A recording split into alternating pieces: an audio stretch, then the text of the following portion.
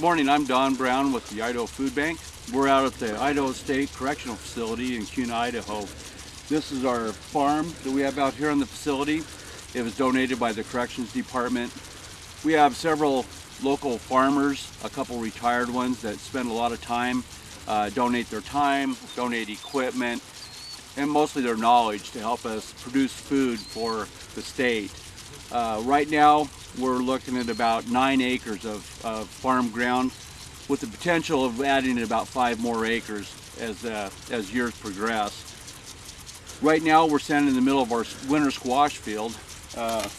We have a really good bloom set where, right now it's looking 8 to 10 squash per plant for a yield. We have some early variety and some late variety.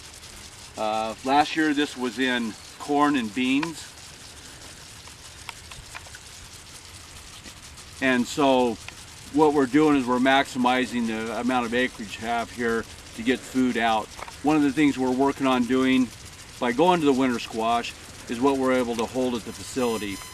Having limited refrigeration, it's really hard to hold some of the ag crops like corn, green beans, things like that.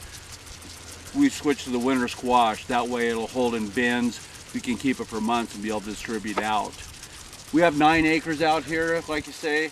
We have 7 acres of potatoes and then 2 acres of the other various squashes and some sweet corn. We are looking to expand, like I say, for next year, trying to increase about 15 to 20% a year. Last year our yield was about 300,000 pounds. We're looking at about 350 to 360,000 pounds. So we're looking at about 8-9 truckloads of product off this field going into the families in the state. So here is what we're looking for right here. Each bloom is a squash. So this little guy right here is starting out. It'll be in a full bloom like these bigger ones with the squash at the base here. So each bloom represents product. This particular plant is, like most of these, are really healthy, multiple blooms. So we're looking anywhere from 8 to 15 squash on each one of these plants. So when you consider 2 acres, we're looking at a great harvest and a lot of great storable food for people.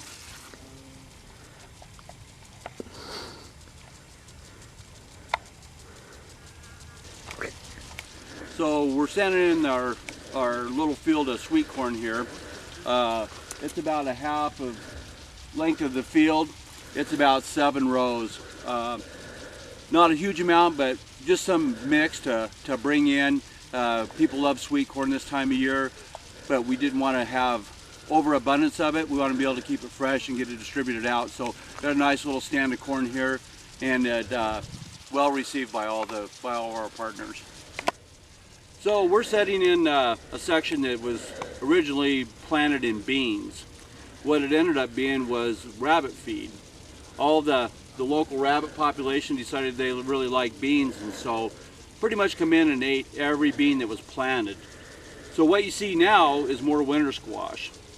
So they were planted about 2.5 weeks ago to replace the beans.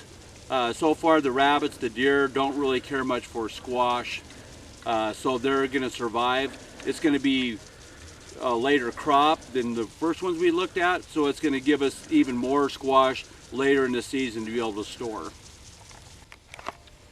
So this is our Norcota field. We have 5 acres of Norcotas. We have 2 acres of red potatoes. And so planned harvest on potatoes, we're figuring should be right around 250,000 pounds.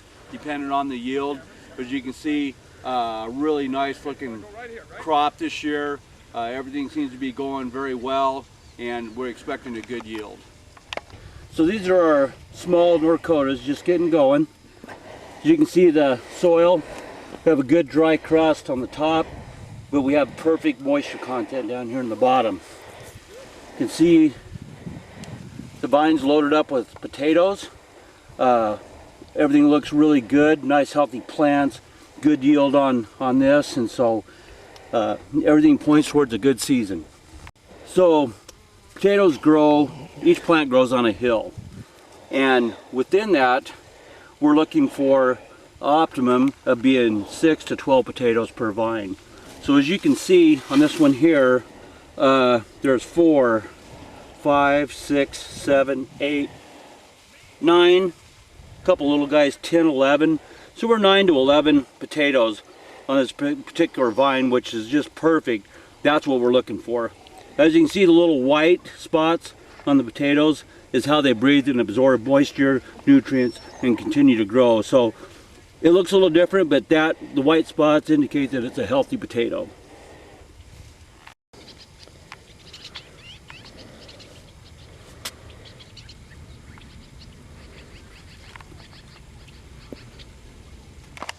So it's going to be about 100 degrees today, and probably throughout the month and into the first part of August. So what we're doing on our irrigation is we have our hand lines. We only have a couple of sets, so we're continuously moving them. What we're looking at is about a 48-hour rotation for each spot to come back to water. Each spot we're watering about 8 hours, and that's giving us the perfect soil penetration and moisture. So we're right in the middle of our split on our potato field. To the left here, with the bigger plants with the blossoms, are our Norcotas. To the right, a little smaller, a little darker green, a little smaller planters are red potatoes. They also grow, the potatoes are a little bit smaller. So we have about 2 acres, 2.5 acres of reds, and then the 5 acres of Norcotas. We're right at the point now where we're going to be applying a blight spray. We're going to also mix in some kind of a generic insecticide to take care of any of the potato beetles or any of the pests, to get it under control before everything really starts taking off. Okay. So this is our red potato plant. A little different than the Norcota. What we're looking for is about 5 to 10 potatoes for a healthy plant. As you can see, we have a really good root mass here. You can see the vibrant color. Just a great looking potato. The only thing we've applied is nitrogen. So, you know, we haven't had to add a lot of other nutrients to the soil to be able to produce great looking potatoes like these. So we're out here again in the potato field, and basically getting started on this before we got to these beautiful plants. We started out with donations. We started out with 5 acres of potatoes donated from Parkinson Seed Potato Company over in eastern Idaho. We picked them up.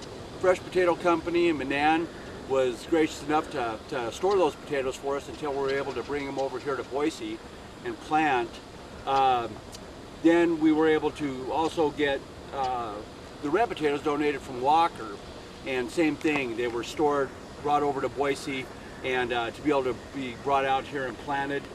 Our squash seed was donated by Dorsing Seed in Parma, Idaho. Great people over there. They were able to help us out, along with help from Roundup from Monsanto and chemicals and types of things that we need from Simplot. The donations from all the farmers of their time and efforts. It's just one great big mass community program out here. It's going to end up being probably about $35,000 worth of value just on the potatoes. The squash is the first year. We don't really have the figures yet for it, but it's going to be substantial. So you figure the $35,000 worth of potatoes that are here in the field, basically at zero cost, just all on everybody's donated time and effort. Hi, I'm Don with the Idaho Food Bank. I'm here out in Parma, Idaho with Brendan Sheeta. He's the owner of Giant Produce and Brendan Sheeta Farms. Known Brent for several years, and he's been a great partner with the Idaho Food Bank. So I'll let Brent tell you a little bit about him and his operation. Well, Don, we've been in the Treasure Valley here farming for the last 30 some years. Part of our operation was part of our family farm, and so we've got about 1,000 acres of row crop. We raise onions, potatoes, beans, corn, wheat, hay. Quite diversified here in the Treasure Valley. Of the onions, 17 years ago we decided that we would become a grower shipper, and that's where Giant Produce came into play. So we've been in business for about 17 years here, and we pack about about 37 million pounds of onions, as well as about 7 million pounds of fresh potatoes. We are the only fresh potato packer here in the Treasure Valley. We pack Norcotas, Norcota potatoes, as well as we just recently started in the past 2 years or year gold potatoes and red potatoes. What's unique about this is we are in kind of a time slot in our growing region that we're able to fit in the marketplace. It's kind of a niche market for us. So again, we're the only potato packer in the Treasure Valley, and we're furthest west as far as potato packer in the state of Idaho. So. Also, Brent, as I said, is a good partner with the Idaho Food Bank. Not only supplies us with a lot of the onions that we're able to distribute throughout the state, but we've kind of been, to our advantage, we've been in a good position to where there's no gold potato, red potato processors over here in western Idaho. And so basically the Idaho Food Bank's been the recipient of all those potatoes that would necessarily go to a processor in the past. Until something like that comes aboard, we're going to be able to take all those off their hands and feed a lot of hungry Idahoans with the red and the gold potatoes. Okay, I want you to talk a little bit about pounds and truckloads and how they're perfectly good potatoes. You with me? Okay. And then you know how we source them, how you get them, okay? And that sort of thing. Okay. Okay. So as they're running the gold potatoes, like say with basically a processor grade, a lot of great potatoes on there that just for whatever reason get through, don't quite make a number 1 or a number 2 potato. What we're able to do here with Brent is to be able to load those in the big super totes and get them all filled up. We come over with the food bank truck, we pick them up, haul them back to the food bank. We have volunteers that go through and sort out the few bad potatoes that are in there, rebag them up, take care of them. You know, right now we're probably looking at, you know, up to a couple of semi-loads a week throughout the season on the gold and red potatoes. So, you know, it's a substantial amount that's going to be going through the system to feed hungry Idahoans.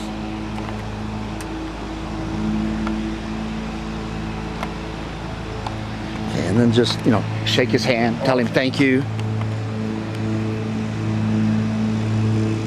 Say something. Did you say thank you? Oh, Brent, we want to thank you for all that you do for, you know, for all the Idahoans, all the people that are out there that are challenged with food and nutrition, and all that, not only you, but all the growers in Idaho contributed to it. Just amazing. Yeah, we want to thank you. Well, we want to thank you too. It's been a great partnership for our company to be able to help people with some of our products. So thank you for the opportunity.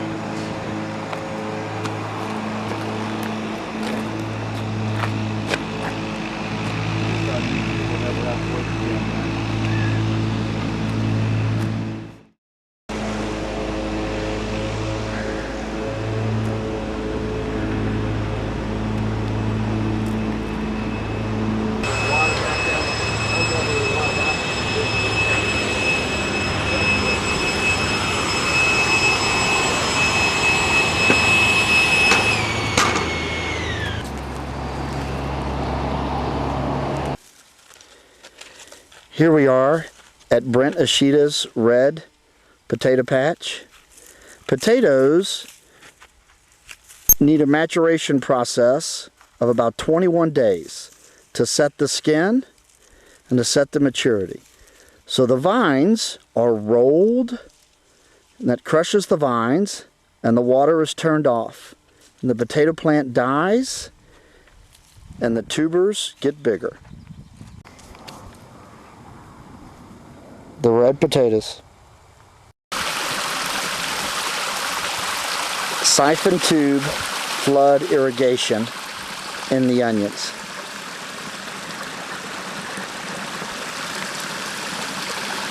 Idaho. Water everywhere. Morning, Don with the Idaho Food Bank. I'm here in Wilder, Idaho with Ed Hodges. He's with Semina Seed. We're here with the backdrop of all these onion bins here. Ed had contacted me this year about getting some donated onions, and so it was basically our first year with him. And so what we were able to do, we were able to capture a lot of onions that they use in their seed program that maybe it would have went to waste or went to animal feed or something like that. We're able to utilize it to be able to get it out to feed hungry Idahoans. And so part of the deal was, as you see, is they come in these bins, and so we basically work with Ed to get other packaging out there, whether it be totes or whether it be cardboard totes, to be able to get their bins back to them, be able to get those onions to the Idaho Food Bank. So overall, first year, really great program. We got lots of onions, and we're actually able to get some carrots at kind of the same principle as far as seed. So great addition to the product that we get in with the Idaho Food Bank. So Ed, I'd like you to introduce yourself basically again, and tell us a little bit about the operation here. I'm Ed. I basically have been managing the Wilder facility where we store onions and vernalize carrots, and then when we get through planting and so forth, we do have some excess usually, and so rather than send them to the dump, we would just as soon send them to the food bank where they can be used by the people. It's just a nice facility out here, nice and quiet most of the time.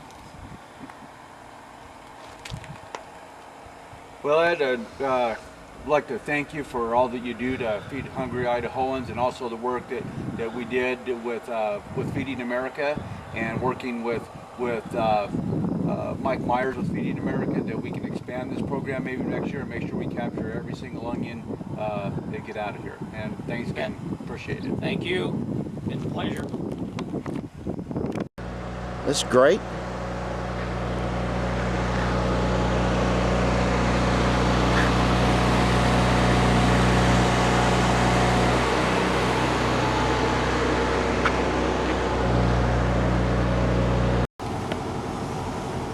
Hello, I'm Mike Meyer with Feeding America. Standing next to me is Steve Baer with the Church of Jesus Christ of Latter-day Saints, who's the farm manager and packing manager for their tree fruit farms outside of Caldwell, Idaho.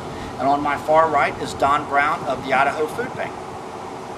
So Steve, we would just like to say thank you for what you and the church have done to help us obtain fruit into our food bank network. And we started with apricots, and the apricots are ready to be picked up by the food bank tomorrow.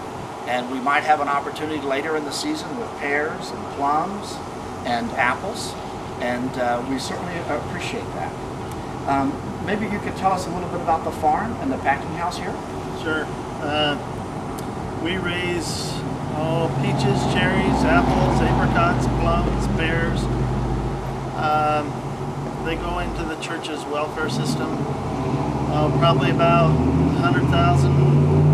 500,000 pounds of plums, about 4 million pounds of apples, and about 1 million pounds of peaches. We're doubling that in the next few years. And pears, maybe 2 million pounds of pears in the next few years. Some of our pears are raised in Medford, Oregon. They started, that's kind of pear country, but as soon as we can take over, we'll be doing that. Most of what we raise, one way or another, goes into the Church of Jesus Christ of Latter-day Saints welfare system, and one way or another, whether it's fresh or canned at our cannery, wherever, it's generally here in Boise. And then the church has offered to the farms a slight change in the accounting procedure to encourage the LDS farms to send more into the food bank network? Yes. They've asked us to tell them at the beginning of the year how much we plan on donating to that, and then they reimburse us on our farm expenses, so that it encourages us to do that. And that's how the apricots and perhaps plums and pears and whatnot would come into our food bank. Yeah, because even though we are just one pocket or another trading amongst ourselves, we have to account for our bottom line, all the farms, to the church, and so we want to be able to, so they're encouraging us so we can donate more, that they'll reimburse us for what we donate to you. So. And then Don, your team's going to pick up the apricots tomorrow? Yep, we have actually I think that they're gonna deliver the apricots to us tomorrow, and you know, it looks like about 50 bins that we're gonna be distributing by next Monday, Tuesday. They'll actually be all over Lewiston, Eastern Idaho, and Boise. So we're gonna be covering the whole state with this you know, great gift of these apricots. And you know, it's kind of phase 2 of what we started with last year with the pear project. You know, we were fortunate to get the opportunity to do a pear project, which we did with the fresh pears, and we donated time and facility at the cannery down in Garden City, and I think we ended up, if I'm correct, about 53,000 units of canned pears that were basically distributed all over the state. So again, we want to thank the church, we want to thank Steve, we want to thank Mike and Feeding America for all they do. You know, we're feeding a lot of hungry Idahoans. So the apricots will be equivalent of about 20,000 pounds, about 10-ton apricots to bring over on a Peterbilt. Yeah, it's a great thing. So again, I want to thank you for all that you guys are doing, and Mike, of course, I want to thank you and all that Feeding America does, and you know, it's a great program. That's nice, because that's why we're here. We do a lot of that. So thank you. Okay, you're welcome. See you in a bit on the pears, right? Yeah. See how that goes. Okay. Okay. Good morning. This is Mike Meyer with Feeding America. We're here with Wyatt Prescott. He is the Executive Vice President of the Idaho Cattle Association. We're here to speak to the Beef Counts program, which was created by the Idaho Food Bank and a number of Idaho Cattle Association players. It began in April of 2010, and to date, approximately 600,000 servings of beef have been provided to clients of the Idaho Food Bank. So good morning, Wyatt. We appreciate your time, and thank you and the Idaho Cattle Association for all your efforts. And if you would be so kind, share your thoughts with us. The Beef Counts program is one of the initiatives that I think our industry is most proud of. By far, we're very honored and privileged to be in a position to provide a source of protein for those in need. And like you said, we've participated since 2010. It was really a program that originated in Idaho from a challenge from actually AgriBeef Company, who wanted to give back to the community and do more, and so they came to us, and in partnership with the Idaho Beef Council, the Idaho Cattlewomen Council, and the Idaho Food Bank, we developed the program where producers are actually able to, they can contribute cash, but a majority of them will contribute live cattle into a network of auction yards and feed yards, which receive those cattle, turn those cattle into a cash contribution. Then that is matched by a beef company. Then all of that money is used to purchase beef at cost, which is at a great reduction, as you may be aware. And we're really proud to be able to have served over 600,000 servings since the inception of the program. And by and large, you know, I think there's a number of reasons to give back to our community in this fashion, but when we talk to the cattle industry and the producers on the ground out there doing it, really the only response we get from them and why they participate in the program is just simply it's the right thing to do. They want to take care of their fellow neighbors that maybe aren't as in a good a position as they are. Right.